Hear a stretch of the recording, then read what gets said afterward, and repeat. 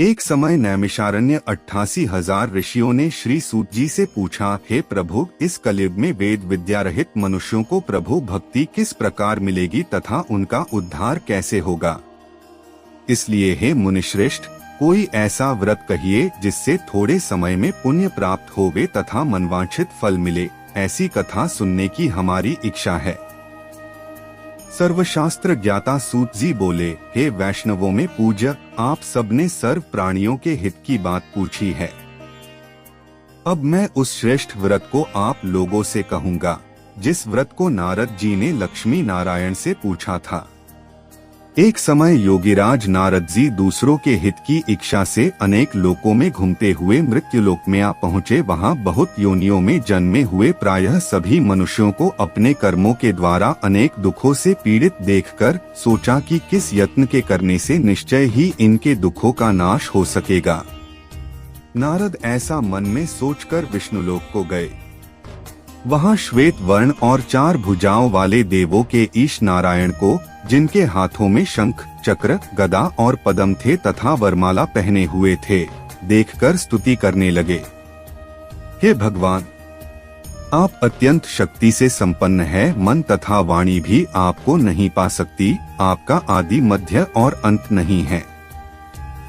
निर्गुण स्वरूप सृष्टि के कारण भूत भक्तों के दुखों को नष्ट करने वाले हो। आपको मेरा नमस्कार है। नारद जी से इस प्रकार की स्तुति सुनकर विष्णु भगवान बोले कि हे मुनिश्रेष्ठ, आपके मन में क्या है? आपका यहाँ किस काम के लिए आगमन हुआ है? निःसंकोच कहो। तब नारद मुनि बोले, मृत्युलोक में सब मनुष्य जो अनेक योनियों में पैदा हुए हैं, अपने कर्मों के द्वारा अनेक प्रकार के दुखों से दुखित हो रहे हैं। हे नाथ, मुझ पर दया रखते हो तो बतलाइए कि उन मनुष्यों के सब दुख थोड़े से प्रयत्न से ही कैसे दूर हो सकते हैं। श्री भगवान जी बोले, हे नारद, मनुष्यों की भलाई के लिए तुमने बहुत अच्छी बात पूछी है। जिस व्रत के करने से मनुष्य मोह से छूट जाता है, मैं वह कहता हूँ, सुनो। बहुत पुण्य देने वाला, स्वर्ग तथा मनुष्य लोक दोनों में दुर्लभ एक उत्तम व्रत है। आज मैं प्रेमवश होकर तुमसे कहता हूँ, सत्यनारायण का यह व्रत अच्छी तरह विधान पूर्वक करके मनुष्य तुरंत ही यहाँ सुख भोग कर मरने पर मोक्ष को प्राप्त होता है। श्री भगवान के वचन सुनकर नारद मुनि बोले, उस व्रत का क्या फल है? क्या विधान है? किसने यह व्रत किया है और किस दिन यह व्रत करना चाहिए? विस्तार से बताइए। भगवान बोले, दुख, शोक आदि को दूर करने वाला, धन धान्य को बढ़ाने वाला, सौभाग्य तथा संतान को देने वाला यह व्रत सब स्थानों पर विजय करने वाला है। भक्ति और श्रद्धा के साथ किसी भी दिन मनुष्य श्री सत्यनारायण भगवान की शाम के समय ब्राह्मणों और बंधुओं बांधवों के साथ धर्मपरायण होकर पूजा करे। भक्ति भाव से नैवेद्य, केले का खम्भ, घी, दूध और गेहूं का चूर्ण सवाया लेवे। गेहूं के अभाव में साठी का चूर्ण, शक्कर तथा गुड़ ले और सब भक्षण योग्य पदार्थ जमा करके भगवान को अर्पण कर देवे तथा बंधुओं सहित ब्राह्मणों को भोजन करावे। तत्पश्चात स्वयं भोजन करे। नृत्य, गीत आदि का आचरण कर सत्यनारायण भगवान को स्मरण करते हुए समय व्यतीत करे। इस तरह व्रत करने पर मनुष्यों की इच्छा निश्चय ही पूरी होती है। विशेषकर कली काल में भूमि पर यही मोक्ष का सरल उपाय है। सूत जी बोले, हे ऋषियों, जिन्होंने पहले समय में इस व्रत को किया है, उनका वृतांत कहता हूँ, ध्यान से सुनो। सुंदर काशीपुरी नगरी में अति निर्धन ब्राह्मण रहता था। वह भूख और प्यास से बेचैन हुआ नित्य ही पृथ्वी पर घूमता था। ब्राह्मणों से प्रेम करने वाले भगवान ने ब्राह्मण को दुखी देखकर बूढ़े ब्राह्मण का रूप धरकर उसके पास जा आदर के साथ पूछा, हे विप्र, नित्य दुखी हुआ पृथ्वी पर क्यों घूमता है? हे श्रेष्ठ ब्राह्मण, यह सब मुझसे कहो, मैं सुनना चाहता हूँ। ब्राह्मण बोला, मैं बहुत निर्धन ब्राह्मण हूँ, भिक्षा के लिए पृथ्वी पर फिरता हूँ। हे भगवान, यदि आप इसका उपाय जानते हो तो कृपा कर कहो। वृद्ध ब्राह्मण बोला कि सत्यनारायण भगवान मनोवांछित फल को देने वाले हैं, इसलिए हे ब्राह्मण, तू उनका पूजन कर, जिसके करने से मनुष्य सब दुखों से मुक्त होता है। ब्राह्मण को व्रत का सारा विधान बतलाकर बूढ़े ब्राह्मण का रूप धारण करने वाले सत्यनारायण भगवान अंतर्धान हो गए। जिस व्रत को वृद्ध ब्राह्मण ने बतलाया है, मैं उसको अवश्य करूंगा। यह निश्चय करने पर उस ब्राह्मण को भी नींद नहीं आई। वह सवेरे ही उठ सत्यनारायण के व्रत का निश्चय कर भिक्षा के लिए चला। उस दिन उसको भिक्षा में बहुत सा धन मिला, जिससे बंधु बांधवों के साथ उसने सत्यनारायण का व्रत किया। उसके करने से वह ब्राह्मण सब दुखों से छूटकर अनेक प्रकार की संपत्तियों से युक्त हुआ। उस समय से वह ब्राह्मण हर मास व्रत करने लगा। इस तरह सत्यनारायण भगवान के व्रत को जो करेगा, सब पापों से छुटकर मोक्ष को प्राप्त हो। जो पृथ्वी पर सत्यनारायण का व्रत करेगा, वह मनुष्य सब दुखों से छूट जाएगा। इस तरह नारद जी ने सत्यनारायण का कहा हुआ यह व्रत तुमसे कहा। हे विप्र, अब मैं और क्या कहूँ। ऋषि बोले, हे मुनीश्वर, संसार में इस ब्राह्मण से सुनकर किसने इस व्रत को किया, हम सब वह सुनना चाहते हैं। इसके लिए हमारे मन में श्रद्धा है। सूत जी बोले, हे मुनियों, जिसने इस व्रत को किया है वह सब सुनो। एक समय वह ब्राह्मण धन और ऐश्वर्य के अनुसार बंधु बांधवों के साथ व्रत करने को तैयार हुआ। उसी समय एक लकड़ी बेचने वाला बूढ़ा आदमी आया और बाहर लकड़ियों को रखकर ब्राह्मण के मकान में गया। प्यास से दुखी लकड़हारा उनको व्रत करते देखकर ब्राह्मण को नमस्कार करके पूछने लगा कि आप यह क्या कर रहे हैं और इसके करने से क्या फल मिलता है, कृपा करके मुझसे कहो। ब्राह्मण ने कहा, सब मनोकामनाओं को पूरा करने वाला यह सत्यनारायण भगवान का व्रत है। इसकी ही कृपा से मेरे यहाँ धन धान्य आदि की वृद्धि हुई है। ब्राह्मण से व्रत के बारे में जानकर लकड़हारा बहुत प्रसन्न हुआ। चरणामृत ले और प्रसाद खाने के बाद अपने घर को आया। लकड़हारे ने मन में इस प्रकार का संकल्प किया कि आज ग्राम में लकड़ी बेचने से जो धन मिलेगा, उसी से सत्यनारायण देव का उत्तम व्रत करूंगा। यह मन में विचार कर वह बूढ़ा लकड़हारा लकड़ियां अपने सिर पर रखकर जिस नगर में धनवान लोग रहते थे, वह ऐसे सुंदर नगर में गया। उस दिन वहां पर बूढ़े को उन लकड़ियों का दाम पहले दिनों से चौगुना मिला। तब वह बूढ़ा लकड़हारा दाम ले और अति प्रसन्न होकर पक्के केले की फली, शक्कर, घी, दूध, दही और गेहूं का चूर्ण इत्यादि सत्यनारायण भगवान के व्रत की कुल सामग्रियों को लेकर अपने घर गया। फिर उसने अपने भाइयों को बुलाकर विधि के साथ भगवान का पूजन और व्रत किया। उस व्रत के प्रभाव से बूढ़ा लकड़हारा धन धान्य आदि से युक्त हुआ और संसार के समस्त सुख भोग कर बैकुंठ को चला गया। श्री सूत जी बोले, हे श्रेष्ठ मुनियों, अब मैं आगे की एक कथा कहता हूँ। प्राचीन काल में उल्कामुख नाम का एक महान ज्ञानी राजा था। वह जितेंद्रिय और सत्यवक्ता था। प्रतिदिन मंदिरों में जाता तथा गरीबों को धन देकर उनके दुख दूर करता था। उसकी पत्नी कमल के समान सुंदर मुख वाली और सती साध्वी थी।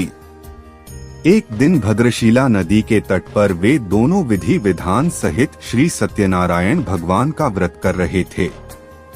उस समय वहां साधु नामक एक वैश्य आया। उसके पास व्यापार के लिए बहुत सा धन था।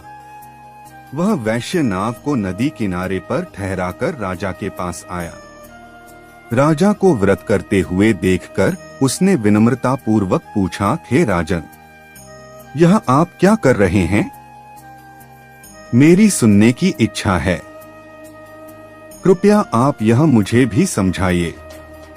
महाराज उल्कामुख ने कहा, हे साधु वैश्य, मैं अपने बंधु बांधवों के साथ पुत्र की प्राप्ति के लिए श्री सत्यनारायण भगवान का व्रत व पूजन कर रहा हूँ। राजा के वचन सुनकर साधु नामक वैश्य ने आदर से कहा, हे राजन, मुझे भी इसका संपूर्ण विधि विधान बताएं। मैं भी आपके कहे अनुसार इस व्रत को करूंगा। मेरी भी कोई संतान नहीं है। मुझे विश्वास है इस उत्तम व्रत को करने से अवश्य ही मुझे भी संतान होगी। राजा से व्रत के सब विधान सुन व्यापार से निवृत्त हो वह वैश्य सुखपूर्वक अपने घर आया। उसने अपनी पत्नी को संतान देने वाले उस व्रत के विषय में सुनाया और प्रण किया कि जब मेरे संतान होगी तब मैं इस व्रत को करूंगा। वैश्य ने यह वचन अपनी पत्नी लीलावती से भी कहे। एक दिन उसकी पत्नी लीलावती श्री सत्यनारायण भगवान की कृपा से गर्भवती हो गई। 10वें महीने में उसने एक अति सुंदर कन्या को जन्म दिया। दिनोंदिन वह कन्या इस तरह बढ़ने लगी जैसे शुक्ल पक्ष का चंद्रमा बढ़ता है।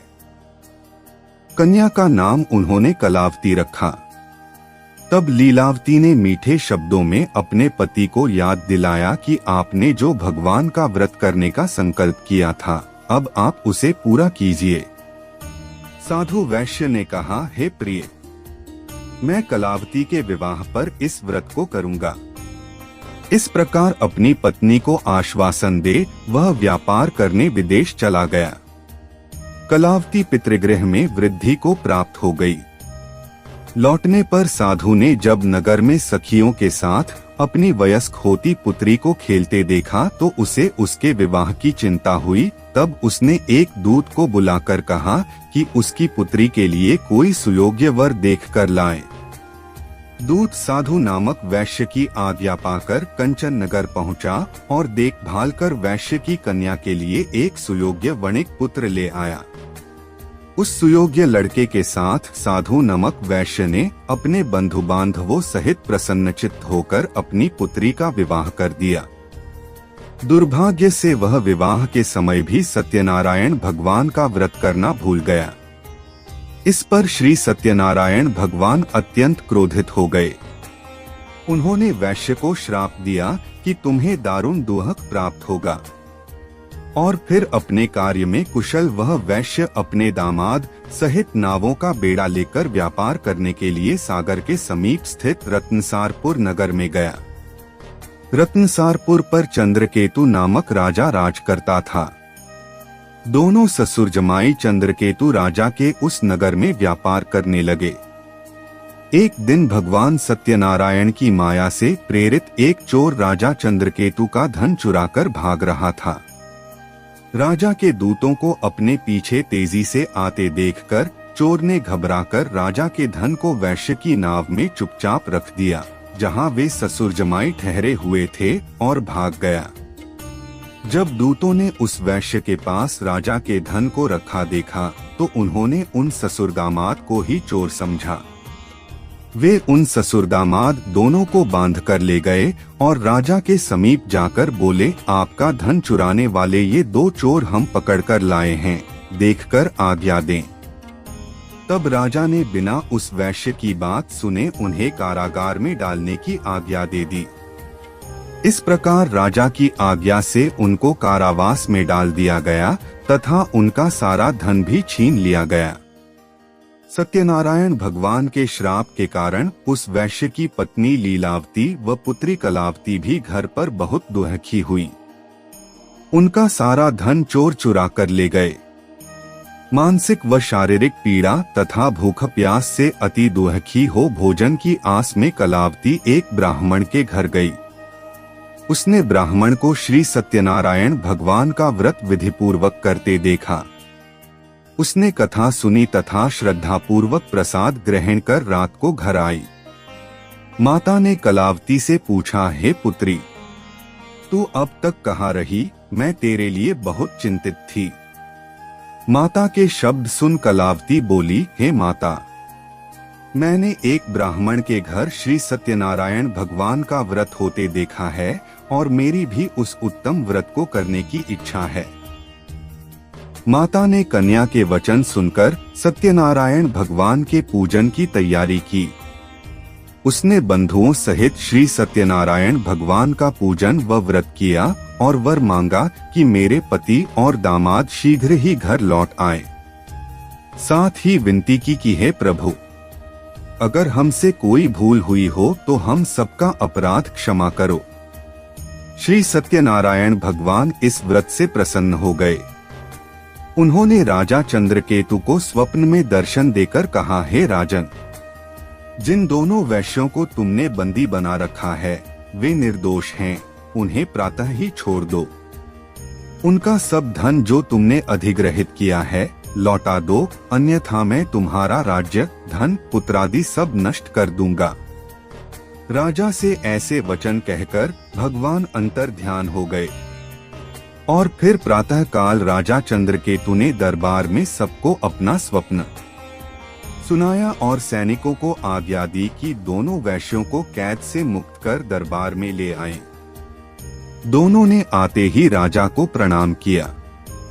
राजा ने कोमल वचनों में कहा, हे महानुभावों, तुम्हें अज्ञानतावश ऐसा कठिन दुख प्राप्त हुआ है। अब तुम्हें कोई भय नहीं है, तुम मुक्त हो। इसके बाद राजा ने उनको नए नए वस्त्राभूषण पहनवाए तथा उनका जितना धन लिया था उससे दुगना लौटाकर आदर से विदा किया।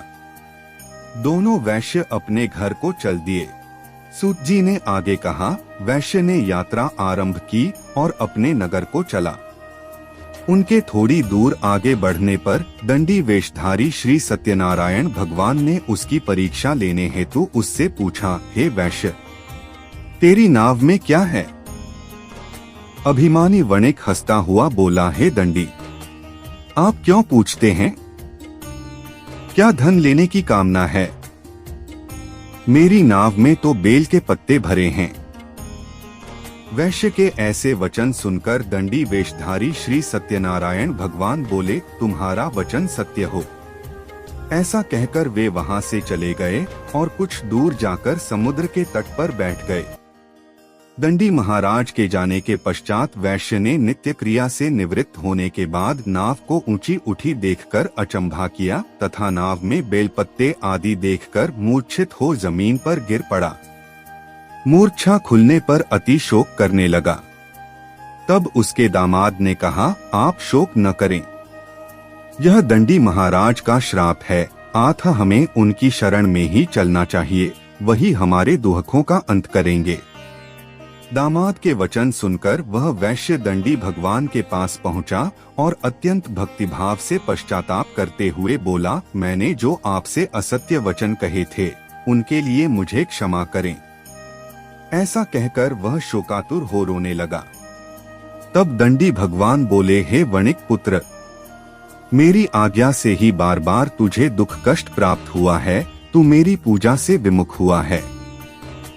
तब उस वैश्य ने कहा, हे भगवान, आपकी माया को ब्रह्मा आदि देवता भी नहीं जान पाते, तब मैं मूर्ख भला कैसे जान सकता हूँ। आप प्रसन्न होइए, मैं अपनी क्षमता अनुसार आपकी पूजा करूँगा। मेरी रक्षा कीजिए और मेरी नौका को पहले के समान धन से परिपूर्ण कर दीजिए। उसके भक्ति से परिपूर्ण वचन सुनकर श्री सत्यनारायण भगवान प्रसन्न हो गए और उसकी इच्छानुसार वर देकर अंतर्ध्यान हो गए। तब ससुर व दामाद दोनों ने नाव पर आकर देखा कि नाव धन से परिपूर्ण है। फिर वह विधि विधान से भगवान सत्यनारायण का पूजन कर साथियों सहित अपने नगर को चला।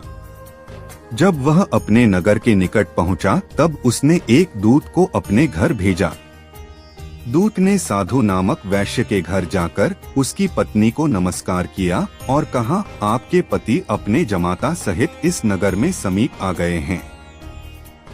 लीलावती और उसकी कन्या कलावती उस समय भगवान का पूजन कर रही थीं। दूत का वचन सुनकर साधु की पत्नी ने बड़े हर्ष के साथ सत्यनारायण भगवान का पूजन पूर्ण किया और अपनी पुत्री से कहा, मैं अपने पति के दर्शन को जाती हूँ, तू पूजन पूर्ण कर शीघ्र आ जाना। परंतु कलावती पूजन एवं प्रसाद छोड़कर अपने पति के दर्शन के लिए चली गई।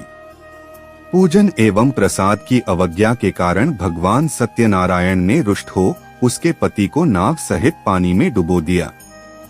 कलावती अपने पति को न पाकर रोती हुई जमीन पर गिर पड़ी। नौका को डूबा हुआ तथा कन्या को रोती हुई देख साधु नामक वैश्य द्रवित हो बोला, हे प्रभु, मुझसे या मेरे परिवार से अज्ञानतावश जो अपराध हुआ है उसे क्षमा करें। उसके ऐसे वचन सुनकर सत्यदेव भगवान प्रसन्न हो गए। आकाशवाणी हुई, हे वैश्य, तेरी पुत्री मेरा प्रसाद छोड़कर आई है, इसलिए इसका पति अदृश्य हुआ है। यदि वह घर जाकर प्रसाद ग्रहण कर लौटे तो इसे इसका पति अवश्य मिलेगा। आकाशवाणी सुनकर कलावती ने घर पहुंचकर प्रसाद ग्रहण किया और फिर आकर अपने पति को पूर्व रूप में पाकर वह अति प्रसन्न हुई तथा उसने अपने पति के दर्शन किए। तत्पश्चात साधु वैश्य ने वहीं बंधु बांधवों सहित सत्यदेव का विधिपूर्वक पूजन किया। वह इस लोक के सभी प्रकार के सुख भोग कर अंत में मोक्ष को प्राप्त हुआ। श्री सूत जी बोले, हे ऋषिगण, मैं एक और कथा कहता हूँ, आप सभी ध्यान से सुनो। सदा प्रजा के लिए चिंतित तुंगध्वज नाम का एक राजा था। उसने भगवान सत्यनारायण का प्रसाद त्याग कर बहुत कष्ट पाया। एक समय राजा वन में वन्य पशुओं को मारकर बड़ के वृक्ष के नीचे आया। वहां उसने ग्वालों को भक्तिभाव से बंधु बांधवों सहित श्री सत्यनारायण जी का पूजन करते देखा, परंतु राजा देखकर भी अभिमान के कारण न तो वहां गया और न ही सत्यदेव भगवान को नमस्कार ही किया। जब ग्वालों ने भगवान का प्रसाद उसके सामने रखा तो वह प्रसाद छोड़कर अपने नगर को चला गया। नगर में पहुंचकर उसने देखा कि उसका सारा राज्य नष्ट हो गया है। वह समझ गया कि यह सब भगवान सत्यदेव ने रुष्ट होकर किया है। तब वह वन में वापस आया और ग्वालों के समीप जाकर विधिपूर्वक पूजन कर प्रसाद ग्रहण किया तो सत्यनारायण की कृपा से सब कुछ पहले जैसा ही हो गया और लंबे समय तक सुख भोग कर मरणोपरांत वह मोक्ष को प्राप्त हुआ। जो मनुष्य इस श्रेष्ठ दुर्लभ व्रत को करेगा, श्री सत्यनारायण भगवान की कृपा से उसे धन धान्य की कोई कमी नहीं होगी। निर्धन धनी और बंदी बंधनों से मुक्त होकर निर्भय हो जाता है। संतानहीन को संतान प्राप्त होती है तथा सब इच्छाएं पूर्ण कर अंत में वह बैकुंठ धाम को जाता है। अब उनके बारे में भी जानिए जिन्होंने पहले इस व्रत को किया। अब उनके दूसरे जन्म की कथा भी सुनिए। शतानंद नामक वृद्ध ब्राह्मण ने सुदामा के रूप में जन्म लेकर श्री कृष्ण की भक्ति एवं सेवा कर बैकुंठ प्राप्त किया। उल्कामुख नामक महाराज राजा दशरथ बने और श्री रंगनाथ का पूजन कर मोक्ष को प्राप्त हुए। साधु नाम के वैश्य ने धर्मात्मा व सत्य प्रतिज्ञ राजा मोरध्वज बनकर अपने पुत्र को आरे से चीरकर बैकुंठ धाम प्राप्त किया। महाराज तुंगध्वज स्वयंभू मनु बने। उन्होंने बहुत से लोगों को भगवान की भक्ति में लीन कराकर बैकुंठ धाम प्राप्त किया। लकड़हारा अगले जन्म में गुह नामक निषाद राजा बना, जिसने राम के चरणों की सेवा कर अपने सभी जन्मों को संवार लिया। लक्ष्मी नारायण के चरणों में मेरा बार बार प्रणाम है। मैं यही चाहूँगा सभी का मनोकामना पूरा हो। वीडियो पसंद आई है तो लाइक कीजिए और चैनल को सब्सक्राइब कीजिए इंदल वॉइस चैनल को।